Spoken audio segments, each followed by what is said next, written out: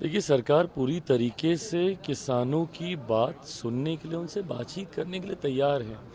पर ये बार-बार इस तरीके से सिर्फ मार्च करना, ये करना, पिछली बार भी जिन कानूनों पर उनको ऐतराज़ था, सरकार ने बिना किसी शर्त के, बिना किसी उसके उनको विथड्रॉ करने का काम किया।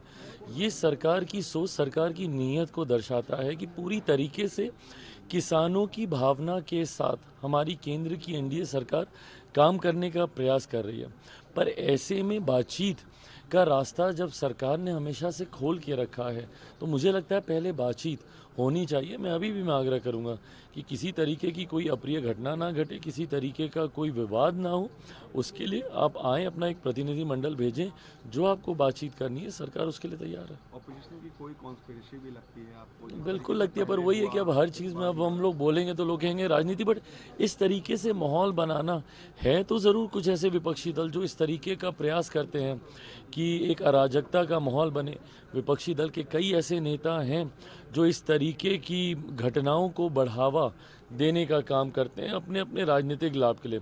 पर जैसा मैंने कहा, हमारी केंद्र की सरकार पूरी सजगता के साथ किसानों की हर सोच, हर मांग को सुनने के लिए तैयार है, उनके साथ बातचीत करने के लिए तैयार है। और हम लोग कतई कभी ये नहीं चाहते कि कोई ऐसी परिस्थिति उत्पन्न हो जिससे कोई अराजकता का माहौल बने। एक आखिरी सवाल, मोहन भागवत जी ने कहा है पॉपुलेशन क्राइसिस को देखते हुए at least we should have 3 children, every Indian should have 3 children, कैसे देखते हैं?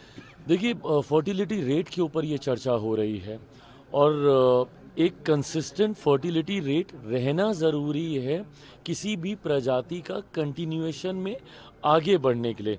अगर उस फर्टिलिटी रेट से कम जाता है मामला तो ज़रूर चिंताएं बढ़ती हैं।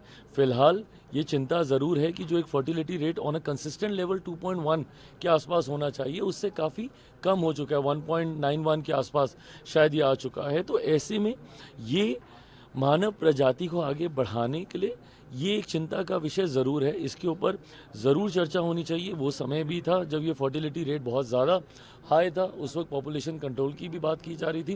But at the same time मुझे लगता है कि ये एक विस्तृत चर्चा का विषय है। जो मोहन भागवत जी ने जिन बातों को रखा है बहुत टेक्निकल है। इसको जात पात धर्म मजहब से कतई जोड़ के ना देखा जाए। ये बहुत टेक्निकल एक विषय है जिसके ऊपर मुझे लगता है कि ये गहन चिंतन मंथन होना चाहिए।